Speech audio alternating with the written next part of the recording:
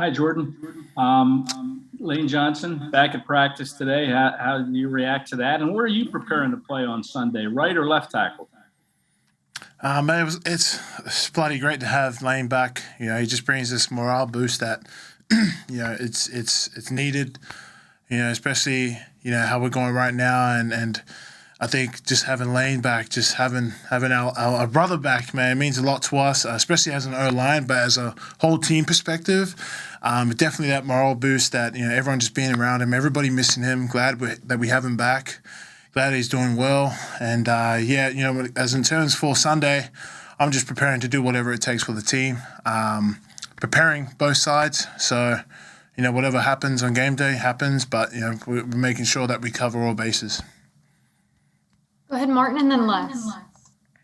Hey, Jordan. So you mentioned obviously that you're kind of preparing both sides and everything. Are you used to that now, like being able to go back and forth between left and right? And how long did it take, to feel comfortable on the right side and now maybe go back to left? Yeah, I think I think the more reps that I've gotten, in the last 4 years, kind of made it a lot more easier to transition to, and be that swing tackle. I wouldn't necessarily know when. It just, you just got to focus on every rep as it comes. That's pretty much how I do it. I think that's what allows me to play both sides, just handling every rep by rep, every rep by rep. And, the whole 4 seconds of focus and then on to the next. Go ahead, Les, and then Rube. Hey, Jordan. Watching you in warm-ups today, you were kind of messing with your brace a little bit. It looked like you were a bit hobbled by it early on. How's that knee going? Is it back to 100%? How do you see that situation right now? Yeah, no, I was fiddling with it because I was cutting off my circulation, Les. I don't know if you've ever worn a brace, but, mate, I think I put it on too hard. And I was cutting off my circulation, so I was trying to fiddle with it to make it, not cut off my circulation, so I didn't feel like I, had to amputate my leg. But once I got it, set to the right place, kind of felt nice. And, I can't remember the last part of your question, to be honest. Well, just how the knee is overall, how close to 100% do you think you are? It's about 95%. Still have a little bit of tenderness and a little bit of tweaks here and there, but with the brace, I'd say it's 100%. But without it, 95. Thank you. Go ahead, Rube, and then Martin. Hey, Jordan, you talked about Lane and how everybody in the locker room and everybody in the building had his back through this. What is it about Lane that makes him such a special guy, such a special teammate, such a special person? I mean, his attitude toward the game, such a professional. He's a hard worker and sets a prime example for, I guess, rookies coming in, regardless of position, just the work ethic, showing them how to work, and even just being a great person, a great teammate.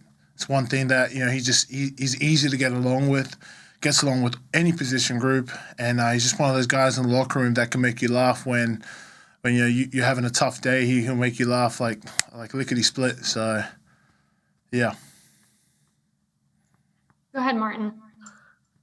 Hey, Jordan, did Lane's situation, did that kind of like raise awareness for you as a young guy with regards to mental illness? Did it kind of like open your eyes up a little bit to that? I mean, being that, you guys are all pretty famous athletes, make a decent amount of money and stuff. Did it kind of open your eyes to the fact that it could happen to anybody? Yeah, that's the thing.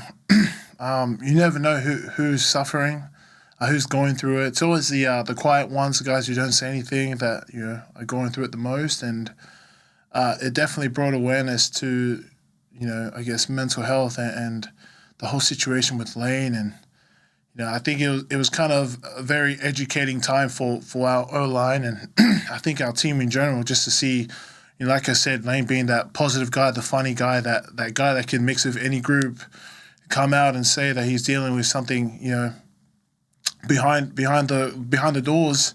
It's just insane. You never think that of Lane to be like that. So yeah, definitely brought awareness and definitely taught me something about mental health. Go ahead, Ed, and then Les. Jordan, I just want to get your reaction to, trading Zach Ertz. You've been a teammate of his for over 2 years. Just your thoughts on that whole deal. Yeah, nah, I was gutted, but this is the nature of the business, and you kind of get used to it, but you don't get used to it. It's I've seen a lot of guys come and go, and it breaks my heart every time somebody leaves. And for Zach, it broke my heart. And I got to see him, I think, right before he spoke to the media, to you guys. And I was kind of glad I saw him on Friday before he headed out. Go ahead, Les. Les, I think you're on mute. Okay, there we go. I hope. Sorry. Jordan, I just wanted to ask you, the offensive line, you're playing a D this week, that D line that was very, very successful its last time out against the Broncos. What do you think you guys need to do better? Is there something that needs to happen with the O-line to really get the offense being consistent, which is what Jalen Hurts talked about today? Yeah, execution. I think when we get out there on Sunday and just play, execution. Focus on the execution of the play, one play at a time. There's times where we've just lacked that execution, and coming in and watching the film helps us realize what we need to correct. And so that's why we practice during the week, to correct those mistakes, and get the execution right. So I think a big part of it this week is going to be executing the right technique, and taking it play by play, and keep doing that over and over again. Coach Stout always says execution fuels emotion. So that's one thing that we're going to carry over this week, and emphasize and make that the point. Execution fuels. Golly, I can't say that word. Fuels emotion. Thank you. We'll go to Zach and then Josh.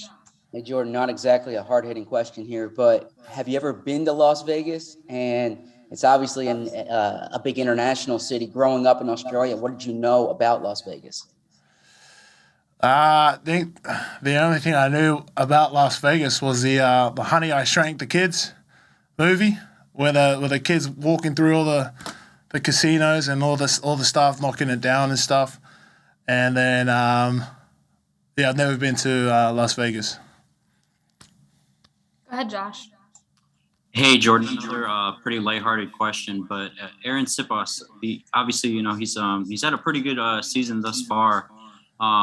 As one of the fellow Aussies on the team, have you done anything to get him so comfortable? I mean, it looks like he's very comfortable out there. Anything that you guys do off the field with Kazeen, exploring different things, just between your relationship?